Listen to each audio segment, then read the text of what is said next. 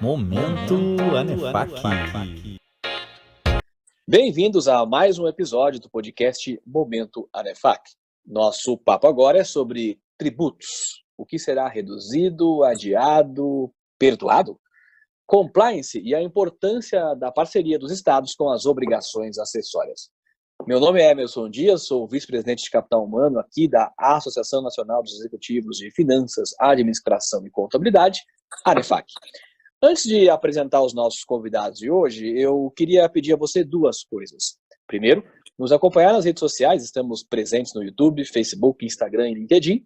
Segundo, visitar nosso site, anefac.org, onde você encontrará e poderá ler a nossa revista digital, com conteúdos relevantes do mundo das finanças, administração, economia, tributos, tecnologia e capital humano. Sempre muito importantes para você, para a sua carreira e para os seus negócios, além de informações sobre a nossa agenda de eventos. Confere lá, anefac.org. No podcast de hoje, nós temos as seguintes pessoas. Mauro Jacó, que é presidente regional da Anefac Rio de Janeiro. Roberto Fragoso, que é o nosso head adjunto em tributos. E temos também Rodrigo Araújo, que é gerente executivo de contabilidade e tributos da Petrobras. Muito bem-vindo a todos. Eu queria começar essa conversa chamando à mesa o Fragoso e perguntar a ele o seguinte: Fragoso, o que vai acontecer em relação a tributos? Teremos reduções? Teremos adiamento de prazos? O que poderemos perceber nos próximos dias em relação a esse tema? Emerson, obrigado pela oportunidade, quero agradecer a todos, inclusive cumprimentar os meus amigos Rodrigo e o Jacó também, que fazem parte dessa conversa. Essa é uma questão, óbvio, extremamente importante, porque toca na parte mais importante das empresas, que é o fluxo de caixa, né? Há muita coisa em andamento, o objetivo dessa conversa é tentar conversar um pouco sobre elas, claro que são todas elas bastante complexas e talvez a gente não vá conseguir exaurir, e a gente, lógico, da Anefac fica à disposição de todo mundo para responder perguntas. Mas eu vou dar um sumário. Depois o Jacó, quando for a parte dele, ele também vai entrar mais nos detalhes. Então nós temos a MP 899, que fala sobre transação com a União. Temos a resolução 52 sobre diferimento do Simples Nacional. Temos a MP 927, que fala sobre diferimento do FGTS, prorrogação das CNDs e várias regras. Tem a questão da resolução 17, a IN 1927, que trata sobre importação e simplificação dos embaraços, ou seja, ela reduz a alíquota de importação de uma série de produtos. Tem a portaria CAT 20, agora a portaria CAT 24, que trata sobre a questão da compensação de semestre da importação e saldo acumulado aqui de São Paulo. Tem a lei 17324 do município de São Paulo, que também trata das transações tributárias. Nós não vamos entrar nessa matéria e eu vou rapidamente antecipar. Ela tem muita semelhança com a MP 899. E também tem essa portaria do Ministério da Fazenda, antigamente, né, 12 de 2012, que fala sobre a questão do diferimento de tributos federais em caso de calamidade pública, que o Jacó com certeza vai entrar em bastante detalhe, porque é um hot topic que nós temos visto em todos os jornais, em todos os e-mails, enfim, parece que é coqueluche do sistema. A mim coube, então, falar um pouco sobre essa MP 899. A sua natureza, ela é de transação, então transação significa existência de contencioso já instaurado. Isso quer dizer que ou houve auto de infração, ou então nós estamos discutindo estamos discutindo em fase administrativa, ou então nós estamos discutindo em processo judicial. São desses dois nossos mundos. Esse é um ponto que vai ter muito o que comentar, porque caberá da União, seja por meio da Procuradoria, da União, da Receita, enfim, uma série de clarificações. Eles deram a linha geral, o esqueleto da história, que está com base nessa MP, mas muita coisa ainda será objeto de discussão. E agora eu vou começar comentar um pouquinho sobre como vai funcionar essa transação, tá bom? Essa transação, antes de mais nada, não significa diferimento de tributo ainda não pago. Isso é bem importante da gente dizer. Não existe nessa norma prorrogação de tributo não pago. Ela fala só sobre matéria de já tributo lançado ou discutido em juízo, seja polo passivo a União, seja polo passivo o contribuinte. É isso que nós estamos falando aqui. Há outras normas e que nós fomos lá, o FGTS, o imposto de importação numa série de itens, essa portaria 12, essas sim falam sobre o diferimento. Então, o que nós temos? Nós temos como objeto de discussão todos os créditos tributários ou não, ou seja, todos o caixa, né, os recebíveis da União. Eles são, toda a discussão é feita com base acordo, né? Esse acordo, ele está subordinado ao juízo de oportunidade e conveniência da União, que pode celebrar essa transação. Então, desde muito se discute, depois de décadas se discute a possibilidade da União transacionar com o contribuinte. Isso não é uma questão de boa vontade do fisco ou da procuradoria, é obrigatório ter em lei. E a base disso, dentre vários outros princípios, eu tenho lá a capacidade contributiva, tenho isonomia, tenho uma série de princípios que norteiam essa discussão. E aí, o que nós temos lá como polo do outro lado? Tem uma Receita Federal, quando eu tenho discussões em andamento administrativas, a PGE, a PGFN, né, quando dívida ativa, e outros débitos quaisquer que estão por ordem da Procuradoria-Geral da União. Fazendo um resumo rápido para todos, eu tenho, primeiro, a discussão será, no caso aqui, de redução de multa, juros, e também, no caso, se o processo estiver em fase judicial, eu tenho aqueles 20% que alguns chamam de honorários da União, que na verdade não são, mas é um nome que tem sido utilizado desde sempre para essa cobrança adicional de 20%, quando o processo inicia, quando inicia o processo de execução fiscal. A União, nesse texto também, é adicionado um tema interessante de créditos recuperáveis ou de difícil recuperação. Ele fala também sobre garantias e como vai funcionar as garantias. Há uma grande flexibilidade sobre a questão da garantia, porque das atuais vai poder serem substituídas, e me parece que essa discussão não foi colocada, mas me parece que vai haver um movimento de autorização de retirar a caixa e substituir por uma garantia menos líquida, até para fazer com que a economia ande. Quando a gente faz isso, nós estamos falando em dinheiro. Vai haver uma série de oportunidades aqui aos contribuintes que estão, de alguma forma, com caixa travada em garantia, ou então imóveis que também estejam dados em garantia, vai ser possibilidade de alienação, mas desde que seja informado ao pretenso credor, que é a União. Bom, em termos de oportunidade, nós trabalhamos com dois grupos de situações. Primeiro, o benefício de redução do crédito atualmente em debate, e dois, sobre a quantidade de parcelas que o contribuinte vai poder optar para financiar a sua dívida. Então, o que nós temos? São alguns grupos, aí eu vou falar em regra geral, depois eu vou detalhar um pouquinho, que me parece que isso aqui é o coração da brincadeira. E depois, se caso eu tiver tempo, tenho mais 13 minutos para falar, e aí eu vou detalhando um pouco mais cada uma dessas premissas. Então, o que eu tenho? Pessoa física, empresa de pequeno porte, microempresa, elas em dívida não previdenciária são até 145 meses. E dívida previdenciária em até 60 meses. O que mais eu tenho? Um desconto de no máximo até 70% do crédito tributário. Qual é o limite disso? É sempre a redução da multa e dos juros e dos honorários. Não se toca no principal. Em segundo lugar, eu tenho empresas. Das empresas, as minhas parcelas são ou 60 meses para os previdenciários ou 84 meses para os não previdenciários. E o limite máximo dessa redução de multa e juros e honorários do total da dívida não pode ser maior do que 50%.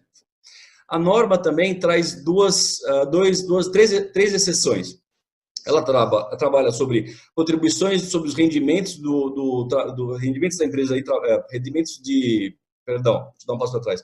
Ela trabalha sobre as contribuições sobre rendimentos de folha e também do trabalhador. Esse tipo de parcelamento pode ser no máximo de até 60 meses. E aí isso é um tema interessante, porque a Constituição Federal proíbe que seja mais de 60 meses para parcelamento de dívida relacionado à contribuição social sobre folha.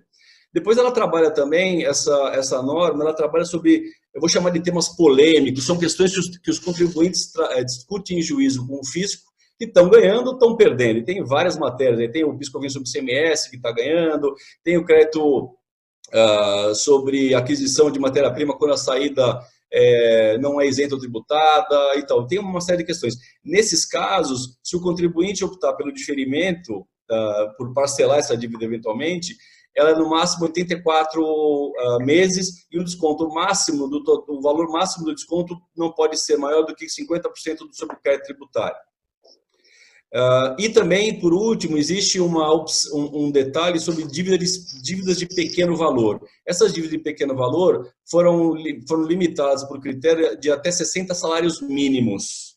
E nesse caso, a dívida também não pode ser reduzida em parâmetro menor do que 50% do crédito tributário. Então, esse é o panorama geral da história. E agora eu vou detalhar um pouquinho mais, acreditando que eu vou conseguir cumprir. Eu sei que o programa é bastante... Essa MP ela tem muito detalhe, mas eu vou tentar, de uma forma, passar pelos temas que me chamaram muito a atenção. Então, das modalidades, eu tenho dois tipos de proposta. Proposta individual ou de adesão.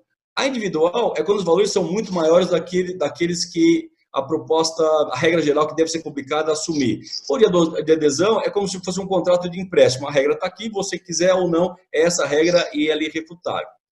E ela vai trabalhar, inclusive, para os casos de pequeno valor. E aí vem as proibições.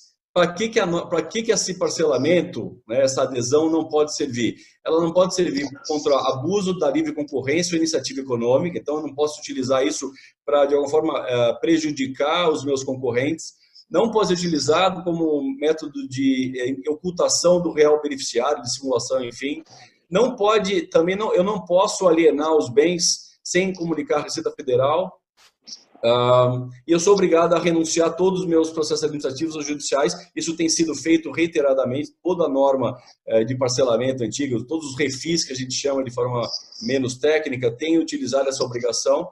E nós temos que temos que tomar cuidado, porque esse diferimento, ele determina que eu sou obrigado a aceitar todas as condições do termo. Ela é absolutamente revogável e retratável. Só que a própria norma ela cita o Código de Processo Civil, e lá nesses artigos, que é do 389 ao 395, lá tem opções de exceção, que são existência de erro de fato, direito indisponível, fato novo. Então, exemplo é aquele que eu entrei num termo de um parcelamento, de uma compensação que eu tinha feito e não tinha documento, e por algum motivo esse documento não era disponível naquele momento. Isso é típico exemplo de fato novo. O fato novo é aquela matéria que se discute posteriormente ao início do processo judicial, na fase já não modéstia probatória, mas existe um dado que não era possível conhecer naquele momento. Então, existe sempre exceções de flexibilidade se caso houver a assinatura dessa adesão.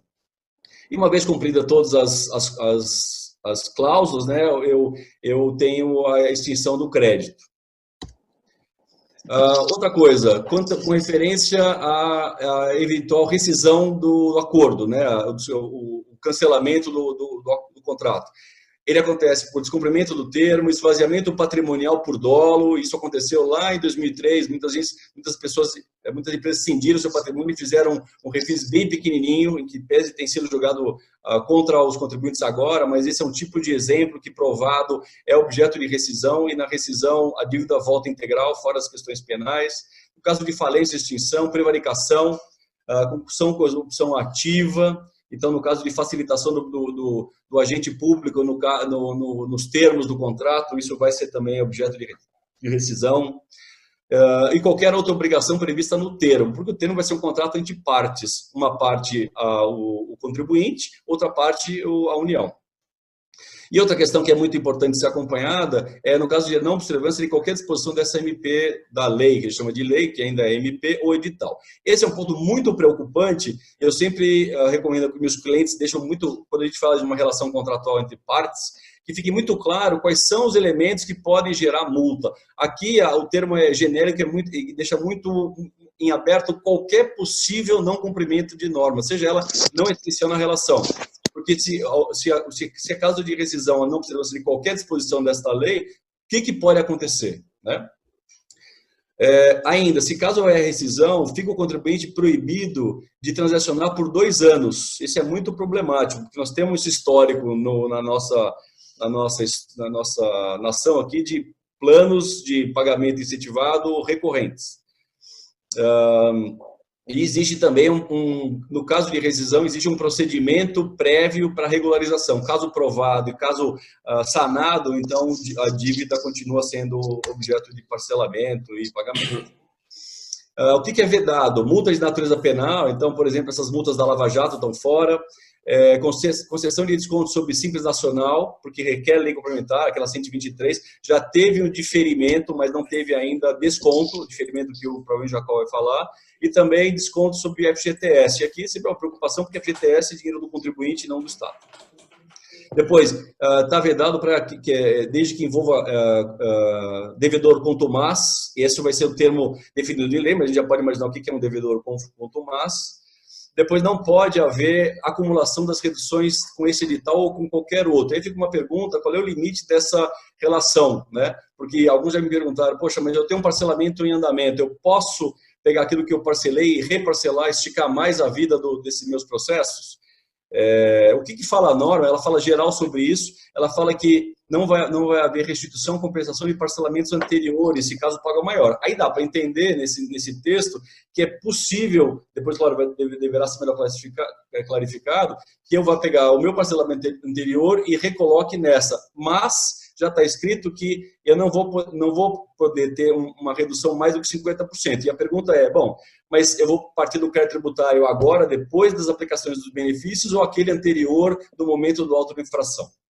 Isso não está explicado, isso é um bom ponto para explicar, eu já antecipo aí as perguntas. Depois, naquela questão dos honorários de 20%, esse normalmente tem sido dado perdão total, né? Então, se é 20% de execução de valor de honorários, esse valor tem sido reduzido. Nessa norma, a redução desses 20% será igual à redução da multa e dos juros. Deverá ser, com relação aos benefícios da transação, eu já falei os valores para vocês, então 50%, 70%, etc. Tal, deverá ser levado em consideração idade da dívida inscrita, capacidade contributiva do devedor, custo de cobrança judicial, enfim, etc. Tal. Poderá também ser dados, bom, os prazos especiais já falei, garantias já está falado, ou seja, vai ter uma flexibilização enorme sobre isso. E aí eu ainda comento que isso é importante, a proposta de transação não suspende a exigibilidade, então até o dia da concordância desse termo, aí sim, desse momento em frente, que nos parece que será suspensa a exigibilidade. Isso aí tem um efeito enorme na certidão negativa de débito, porque se o débito não está suspenso, ele fica pendente na certidão e não consegue emitir. A transação será feita, esse é um avanço muito importante, a transação será feita por meio eletrônico, toda a comunicação por meio eletrônico, que é um avanço. Daqui para frente isso deve acontecer dessa forma mesmo e o trâmite balcão-procuradoria será menor. Uma coisa que a Procuradoria poderá condicionar, então é uma obrigação dela determinar se ela vai determinar o pagamento de alguma entrada ou não, ela determina as parcelas e ponto final.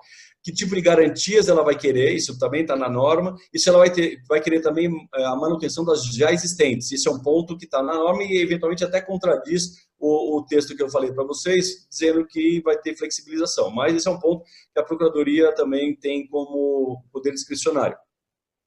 E ela vai determinar como vai ser os elementos dessa proposta e os documentos necessários. E aqui eu já vou terminando, eu ainda vou falar mais sobre a questão eles chamam de temas sobre, nós chamamos de temas sobre controvérsias jurídicas, é um tema bem interessante. Dos temas que são discutidos em juízo, que eu antecipei no comecinho, o contribuinte poderá optar em fazer parte desse acordo, discussões em juízo, mas, e por outro lado, eu também achei isso muito interessante, o ministro da Fazenda poderá, a seu interesse, procurar os contribuintes para que queiram fazer a transação, a adesão. E, nesse caso, ele vai oferecer alguns benefícios, aí, de novo, as regras falam de 50% de redução no máximo da dívida, mas é uma coisa interessante do próprio Estado, Estado de forma mais geral, contatar o contribuinte e tentar chegar à transação. E aí fala na própria norma, esse tipo de situação não é elemento para demonstrar a qualidade da discussão judicial. Ela não vale como argumento positivo para os tribunais, dizendo, olha, o meu debate é tão bom que a própria Procuradoria entrou em contato comigo para que eu abrisse mão do meu debate. Não, mas é uma coisa muito nova, é sui generis, né, esse papel ativo do Estado em bater na porta dos contribuintes. Ainda mais eu já vou quase encerrando, não vai caber a discussão quando existe o mérito a favor, absolutamente a favor do contribuinte. Então, é quando a PGFN já não está mais obrigada a contestar, então tem uma lei própria, 10.522, ou então, e a Procuradoria ressalvou esse negócio também, quando as decisões são integralmente favoráveis à União. Isso não está regulamentado, mas é uma questão bem interessante. Quais são as matérias que a União já entende que ela tem ganho líquido certo e delas ela não vai abrir mão. Então, tem essas duas polaridades. Aquele que o contribuinte entende que é líquido certo dele e aquele que a União entende que é líquido certo dela. Esses aí não serão objeto de parcelamento. E, claro, esse tema vai ser bem complicado de debater, porque qual vai ser o critério que a Procuradoria vai utilizar para entender que ela tem um direito líquido certo e não vai querer abrir mão. Sobre a questão do... Aí eu vou falar duas coisas bem interessantes. Para as dívidas abaixo, e já sai um pouco dessa questão do parcelamento, da adesão, eu tenho duas normas bem interessantes. A primeira é que débitos até R$60 mil terão um procedimento administrativo de julgamento muito liminar. Vai ter uma só decisão administrativa, que é um órgão colegiado da DRJ.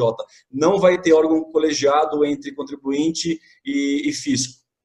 Essa norma entrará em vigor até 120 dias. Os sujeitos dessas normas são as pessoas físicas, microempresas ou empresas de pequeno porte. Ou seja, aquele que tem um débito de 60 mil reais não vai ter triplo grau de jurisdição lá no CARF. 2, o bônus de eficiência sobre os autos de infração do fisco foi excluído multa, então agora é só principal. E outra coisa extremamente importante é a questão do voto de qualidade, que foi colocado na norma, é uma decisão muito justa, porque empatado 5-5 nos tribunais, o contribuinte deveria sim ter o seu auto cancelado, mas eu tenho um voto de qualidade do presidente que vota 2 vezes, por ele e de novo por ele. E sempre o voto, aí eu tomo a liberdade de comentar a minha experiência, toda vez que dá empate 4 fisco, 4 contribuinte e o presidente votando de novo pelo contribuinte, pelo fisco. E é um absurdo. E se vocês lerem a matéria publicada no Valor, a alegação do presidente do sindicato dos fiscais da Receita Federal diz que isso vai fazer perder a arrecadação, é uma forma de estimular a sonegação. É um absurdo o que ele falou. Porque, na verdade, se os dois empatam, quer dizer que existe uma dúvida enorme sobre o lançamento. E na dúvida não há culpa. Esse é um princípio do mundo, né? Gente, eu agradeço muito. Eu passo, então, a palavra de volta para o Emerson, para as considerações, e eu agradeço a oportunidade. Muito bem, essas foram as considerações do Roberto Fragoso, nosso head adjunto de tributos. Este podcast, especialmente, tem 3 partes. Você acabou de ouvir a parte 1, por favor, vá agora para a parte 2.